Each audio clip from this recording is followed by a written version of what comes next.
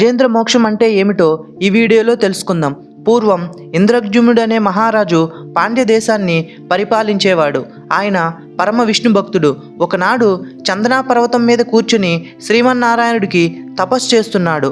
ఆ సమయంలో అగర్ష్య మహర్షి అక్కడికి వస్తాడు. తీవ్రంగా తపోదీక్షలో మునిగిపోయిన ఇంద్రద్యుమ్నుడు మహర్షి రాకను గమనించలేదు. అగర్ష్య మహర్షికి ఎంతో కోపం వస్తుంది. తాను వచ్చినప్పటికీ ఏమాత్రం పట్టించుకోకుండా నిర్లక్ష్యంగా వ్యవహరించిన ఇంద్రద్యుమ్నుని ఏనుగ్గా మారు అని శపించి వెళ్ళిపోతాడు. తరువాత జన్మలో ఇంద్రద్యుమ్నుడు గజేంద్రుడిగా జన్మించి పాలసముద్రం మధ్యలో ఉన్న త్రికూట పర్వతం మీద హాయిగా తన ఏనుగుల గుంపుతో కలిసి విహరిస్తూ ఉంటాడు. గజేంద్రుడు ఆ ప్రాంతంలో ఉన్న అన్ని ఏనుగుల కన్నా గొప్పవాడు. ఒకరోజు ఎండ తీవ్రత తట్టుకోలేక గజేంద్రుడు త్రికూట పర్వతం మీద ఉన్న నదిలోకి నీరు త్రాగడానికి దిగుతాడు. అదే నదిలో హుహు అనే ఒక గంధర్వుడు దేవలుడనే మహర్షి శాపంతో పెద్ద ముసలిగా మారి నివసిస్తుంటాడు.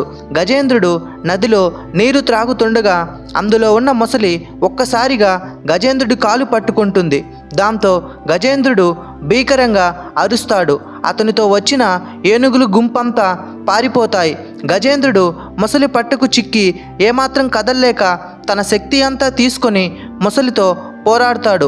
అయినా ఏమాత్రం ఫలితం లభించలేదు. ఇక తన శక్తి చాలదని గ్రహించిన గజేంద్రుడు ఈ ముసలిని ఎలా గెలవాలి, ఏ దేవుణ్ణి ప్రార్థించాలి, ఎవరు నన్ను కాపాడుతారు, ఈ ముసలిని అడ్డగించేవారెవరు, అడవిలో ఏనుగుల సమూహానికి రాజై గొప్ప గౌరవాన్ని పొందాను, ఎన్నో ఆడ ఏనుగులకు అధినాథుడిగా ఉన్నాను, అన్నం చెట్ల నీడలో సుఖంగా ఉండకుండా ఈ నదిలోకి ఎందుకు దిగాను, భగవంతుడా భయం కలుగుతూ ఉంది, నా గతి ఏమవుతుందో అని అనుకుంటాడు. ఈ లోకం ఎవరి వల్ల పుడుతుందో, ఎవరితో కలిసి ఉంటుందో, చివరికి మరలా ఎవరి యందు కలిసిపోతుందో అటువంటి ఆ భగవంతుణ్ణి శరణు కోరుతాను.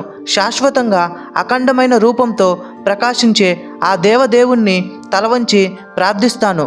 దేవుడు అన్ని దిక్కుల్లో ఉంటాడని అంటారు. అటువంటి దేవుడు మరి ఎక్కడున్నాడో, ఉన్నాడో లేడో, నాలో కొంచెం కూడా శక్తి లేదు, ధైర్యం తగ్గిపోతుంది, ప్రాణాలు ఏ క్షణంలోనైనా పోయేటట్లు ఉన్నాయి, మూర్ఛ వస్తుంది, శరీరం చిక్కిపోతుంది, నీవు తప్ప నాకు వేరే దిక్కు లేదు, రావయ్యా, కరుణించి నన్ను కాపాడవయ్యా, అన్యదా శరణం నాస్తి త్వమేవ శరణం మమ అంటూ భగవంతుణ్ణి దీనాతి దీనంగా ప్రార్థించాడు. గజేంద్రుడు చేసిన నిర్గుణ పరబ్రహ్మ స్తోత్రాన్ని విని దేవతలందరూ అది తమ గురించి చేసింది కాదని భావించి ఎవరు అతన్ని రక్షించడానికి వెళ్ళలేదు. కష్టాల్లో చిక్కుకున్న వారిని కాపాడే భగవంతుడు శ్రీ మహావిష్ణువు వైకుంఠంలోని అంతఃపురంలో ఉన్నాడు. ప్రణయ కోపంతో లక్ష్మీదేవి చీర చెంగు లాగుతూ ఆమెను ఆట పట్టిస్తున్నాడు. భయంతో కాపాడు కాపాడు అని ఆర్తితో విలిపిస్తున్న గజేంద్రుని మొరవిన్నాడు. హుటాహుటీన గజరాజును కాపాడాలనే ఆతృతతో శ్రీహరి ఒక్కసారిగా త్రుళ్ళిపడి లేచాడు. కాపాడు కాపాడు అని భక్తుడు పెట్టే మొర ఒక్కటే శ్రీహరి వినిపిస్తుంది. అతన్ని కాపాడాలని తొందరపడుతున్నాడు. లక్ష్మీదేవికి ఏమీ చెప్పలేదు. శంఖ చక్రాలను చేతిలోకి తీసుకోలేదు. సేవకులెవర్ని పిలవలేదు. గరుడు వాహనం సిద్ధపరచుకోలేదు. చెవులు పైన జారిన జుట్టు సరిచేసుకోలేదు. ప్రణయ కోపంతో లేచి వెళ్తున్న లక్ష్మీదేవి చీర కొంగును వదిలిపెట్టలేదు. ఆకాశ మార్గాన బయలుదేరాడు. విష్ణు వెనుక లక్ష్మీదేవి, అంతఃపురం స్త్రీలు, గరుడ, శంఖము, చక్రము, నారదుడు, మిగిలిన వారందరూ విష్ణుమూర్తిని వెంబడించారు. లక్ష్మీదేవి భర్త ఎక్కడికి వెళ్తున్నాడో అడగాలనుకుంది, కానీ అడగలేకపోయింది.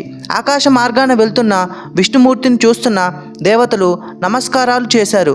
కానీ గజేంద్రుని కాపాడాలనే తొందరలో మైమరిచి వారి మ్రొక్కులు కూడా అందుకోలేదు.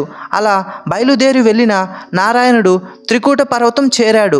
ముసలిని చంపడానికి శ్రీహరి తన సుదర్శన చక్రాన్ని పంపాడు. ఆ చక్రం దేవతలను కాపాడేది, భూమండలాన్ని వణికించే వేగం కలది, ఎదురు లేనిది. ఆ సుదర్శన చక్రం రివ్వును వెళ్ళి ముసలి తల నరికివేసింది. ముసలి చనిపోయింది. దాంతో గజరాజు ముసలి పట్టు విడిచి పెట్టడంతో ఆనందంగా కాళ్ళు కదిలించాడు. విష్ణువు తన పొడవైన చేతిని చాచి గజరాజును నదిలో నుండి బయటకు రావడానికి సాయపడ్డాడు. గజేంద్రుడి వెన్ను తట్టి బాధ పోగొట్టాడు. విష్ణుమూర్తి చెయ్యి స్పర్శతో అతని శరీర తాపమంతా చల్లారిపోయింది. సంతోషంతో ఆడ ఏనుగులతో కలిసి ఆనందంగా ఘీంకరించాడు. ఆ మొసలి శాప విమోచనం కలిగి గంధర్వుడిగా మారిపోయింది. ఆ గంధర్వుడు శ్రీహరిని భక్తితో కీర్తించి స్వామి అనుగ్రహం పొంది గంధర్వ లోకానికి వెళ్ళిపోయాడు. గజేంద్రుడికి విష్ణు భక్తి వల్ల ముక్తి లభిస్తుంది. ఈ గజేంద్ర మోక్షం కథ చదివేవారికి వినేవారికి కీర్తి పెరుగుతుంది. పాపాలు దుఃఖాలు నశిస్తాయి, ఆపదలు అంతరిస్తాయి, శుభాలు కలుగుతాయి. అంతేకాదు తెల్లవారుజామున లేచి ప్రశాంతమైన మనసుతో విష్ణువును, గజరాజును, శ్వేత దీపాన్ని, పాల సముద్రాన్ని, లక్ష్మీదేవిని, గరుడను, శంఖచక్రములను, విష్ణువును కొలిచేవారు మృత్యు సమయంలో నిర్మలమైన విష్ణు రక్షణ పొందుతారు. ఈ వీడియో నచ్చినట్లయితే మన ఛానల్ని లైక్ చేసి సబ్స్క్రైబ్ చేసుకోండి.